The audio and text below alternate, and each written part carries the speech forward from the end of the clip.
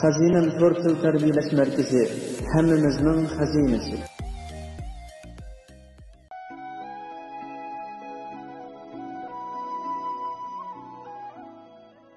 Bir qitimliq paraxod sayohatida tasaddubiy hodisa yuz berib, paraxod cho'kishga boshladi. U paraxodda bir juft ayol bor edi. Arantasda qutqizish kemasi keldi. Biroq kemiga birla odam o'ltirishga bo'ladi. Eri hech nimaga qaramay ayolini ittirib etib, qutqizish kemasiga sakridi. Ayoli cho'kib ketish oldida eriga yuqori ovozda bir ig'iz gap qildi. So'zlab mushu yerga kelganda o'qituvchi o'quvchilardan mundaq deb so'radi. Sizlarcha ayoli eriga nima degandi? O'quvchilar g'azab bilan: "Sendan nafratlanaman, seni xato tanlabdiman" degan deb javob berdi. Faqat bir o'quvchilar javob bermadi. "Senchi nima degandi?"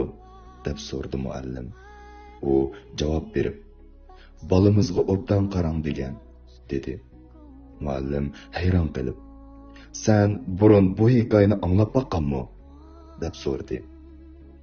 O'quvchi beshini chayqab, "Yo'q, lekin opam o'lib ketadigan chaqda dadamga mushundoq degandi." Muallim chavak chelib, "Javobim to'g'ri" dedi. Hikoyaga qaytib kelsak, paraxod cho'kib ketib, qizini ilib yurtiga qaytib ketibdi. Nurg'un yillardan keyin kasallik sababidan o'lib ketibdi. Qiz narsalarni ratlab etib, dadasining kundalik xotirasiga ko'zi tushib qopti. Xotirada mundaqurlar bor edi. Shu qitimqi paraxod sayohatida opam rak kasaliga giribtor bo'lgan edi.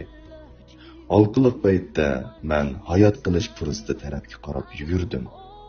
Aslida shu vaqtda mening opamga hamroh bo'lib dengizga cho'kib ketgim bor edi.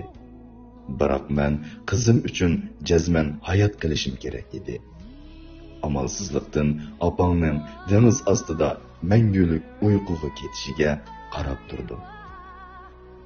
Hikoya tugagandan keyin sinib jimib ketdi. Muallim saboqdoshlarining bu hikoyaning tagiga yetganligini his qildi.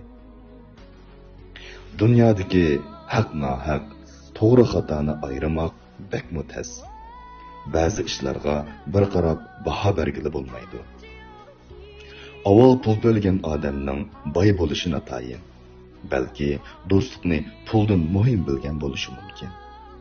Urush bo'lgandan keyin avval kechirim so'ragan odam do'st emas, balki abujan, kamqursoq bo'lishi mumkin.